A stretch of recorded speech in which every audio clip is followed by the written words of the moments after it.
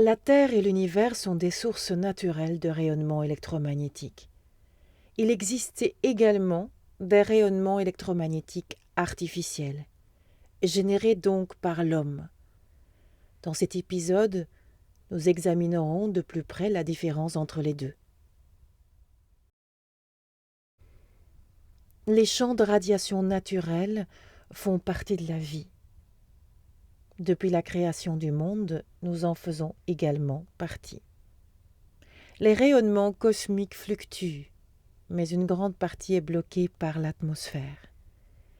Les plantes, les animaux et l'homme ont évolué pour vivre et exister en harmonie avec ce rayonnement naturel. Tous les rayonnements ne sont pas nocifs.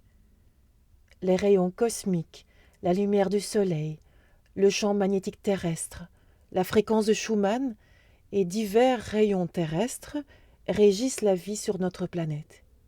Ils font en sorte que la vie soit possible.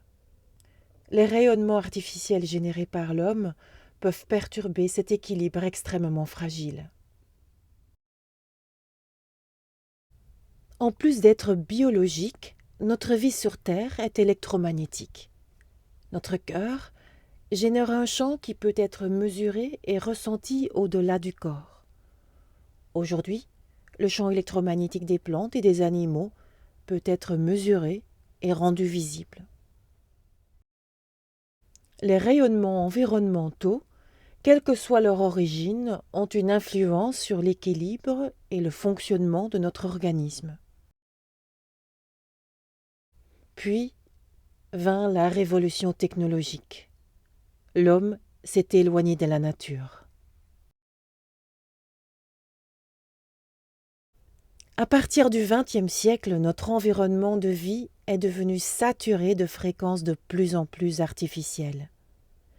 C'est particulièrement vrai pour la révolution sans fil qui nous a saisis depuis les années 1990.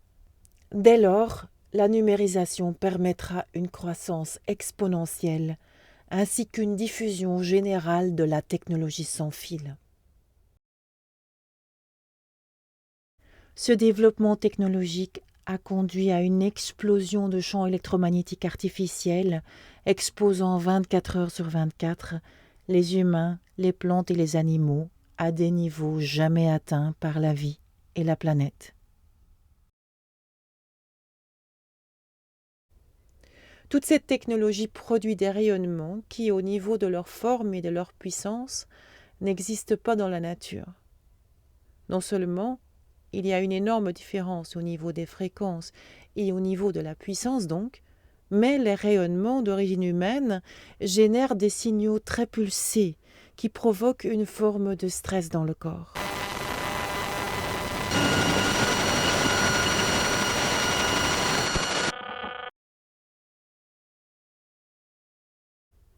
Les rayonnements artificiels sont d'une toute autre nature que le rayonnement naturel que la Terre et l'humanité ont connu depuis des millénaires.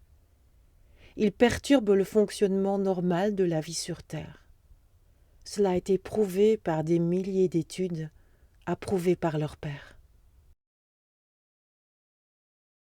En raison de cette évolution inquiétante, de plus en plus de personnes connaissent des problèmes de santé. De plus en plus de personnes deviennent très sensibles aux radiations artificielles. Nous parlons maintenant de 5 à 10% de la population. En outre, de nombreuses personnes souffrant de problèmes de santé ignorent complètement qu'il puisse y avoir un lien entre leurs maux et la pollution électromagnétique. Le gouvernement et l'industrie, cependant, n'y prêtent pas beaucoup d'attention. Alors que les scientifiques et les médecins tirent de plus en plus la sonnette d'alarme, les nouvelles technologies sans fil sont mises en place à un rythme impressionnant. À chaque fois, les décideurs politiques ignorent le principe de précaution. Comme le gouvernement ne prend pas la responsabilité pour nous protéger, il est important que nous prenions nous-mêmes les devants, que nous nous protégeons face à des sources de rayonnement artificiel telles que les pylônes de transmission, le Wi-Fi, le Bluetooth, la 3G, la 4G et d'autres formes de technologie sans fil. Nous vous expliquerons comment procéder dans les prochains épisodes. Dans le prochain épisode, nous examinerons de plus près la différence entre le réchauffement thermique et les dommages biologiques. Nous verrons que ceci est au cœur d'un désaccord scientifique dont nous sommes tous les victimes.